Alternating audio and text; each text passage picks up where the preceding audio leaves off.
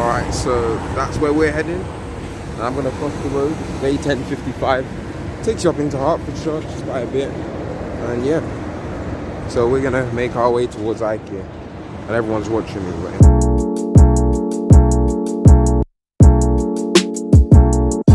But for real though, I can't lie to you though.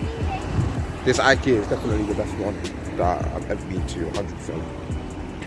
I don't think I've been to the one in North West London. But this one right here, hands down, the best Ikea. Nothing is ever gonna defeat it.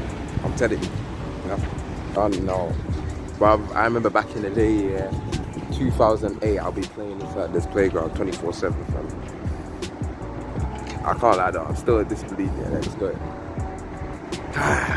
And then we're gonna have to go down to the Ikea, all the way down there. That's the nearest one. There's Greenwich. Yeah, it's a bit mad. So in this clip here, you can see all the nearest Ikeas in this picture that they've showed here, because obviously they're getting rid of ours. And they're replacing it with a planning studio in Tottenham Court Road. Absolutely atrocious.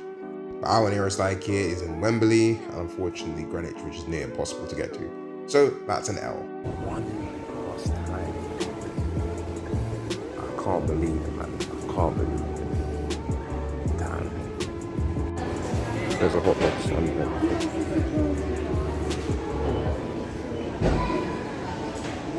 And then that's the place that I used to go to. So your parents would be like, they would go on shopping, yeah, and then they would drop you off here in like small and or something. I'm telling you, I had the best memories there with the ball pit and everything. You don't know what I'm speaking about, man. You don't know what I'm speaking about.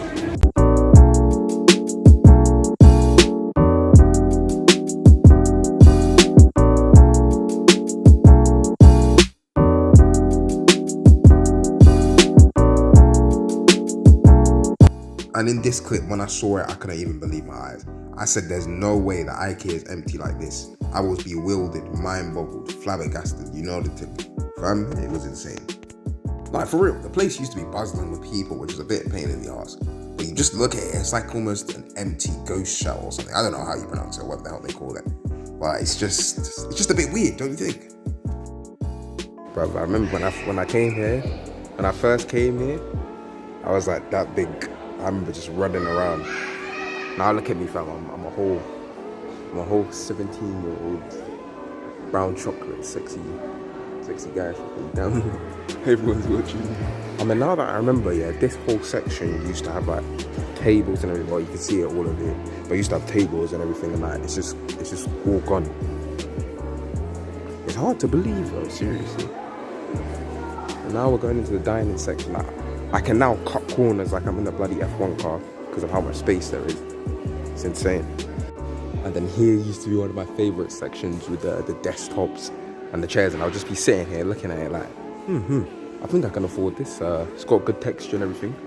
Yeah. Whereas in reality, I'll be sitting there and I'll be like, yeah, I can't afford a single of this because I do not have a single bit of money. Like, for real.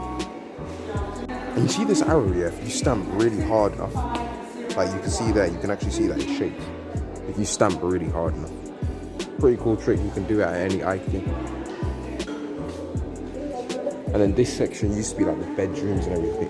So I remember, if you've been in this Ikea, 100% you lot know, yeah, you would have at least been in this area like how many times?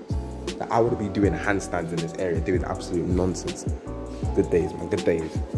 And then here's the other section with the trains and everything. Everyone knows they love this section. Wait. But everyone loved this section, man. Like, just to the trains, from you couldn't even play with them because they were stuck on the wall from there. Look at them.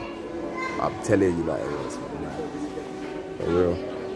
Now, if you've been to the Ikea in Tottenham, you know this section with the cafe. It's almost like a false thing. Like, just look at it. You'd have probably been here with your mum and stuff like that, and then you would think that you finished the whole loop of Ikea, only to realize that you go down one floor and there's a whole different section. Absolutely insane. Just look at it. Where it is off by heart, that's the collection point for smile. I don't know how you pronounce it. Then your parents would be screaming, "I get it off, you dumb. Come here, go home." You weren't going home, you actually just going to the cash till. It was only until this section that I actually deeped that Ikea is going. If you live in Edmonton, Enfield, Ilford, East London, some parts of North London too, this is your Ikea. You would have had so much memories here. It's fun. I mean, it's just our Ikea. We love it. But it's just a shame that it's going. I mean, like, what can we do anymore? Now, this section of Ikea, I'd probably say, is actually a good part, but a bad part. Because it basically is like a checkpoint. Like every time you go Ikea, you know when you get to the light section, you're coming to the end, so you can stop walking. But at the same time, these lights were a pain in the ass, because when you touch them, I'm just saying, it just felt like getting burnt by some next up hot rod or something. I don't even know. Now, the real ones that you're in your teens, you know this area because you know for a fact that when you came to Ikea, you were not going to do any shopping yet. You were just going to mess around in this area. I swear it down. Oh my days. I even got to have the opportunity to do that myself twice. Amazing. But this part here in Ikea is the final part that I was in. Because obviously I'm 17, I'm a big boy. So I'm not stuck in the other section now. I can actually get on the trolleys, mess around, do a couple of stupid things, you know what I'm saying? Well, man, oh man. When I told you it was nice, I had to do it twice. I think that's what Anthony Joshua says, I don't know. But, damn. You can even see they're doing it as well, man. Oh, it's absolutely amazing. Then we get to the restaurant, the cash stores, all of that. You be paying for all of your stuff, and you know for a fact you are gonna have some Ikea food because we know we love the Ikea food.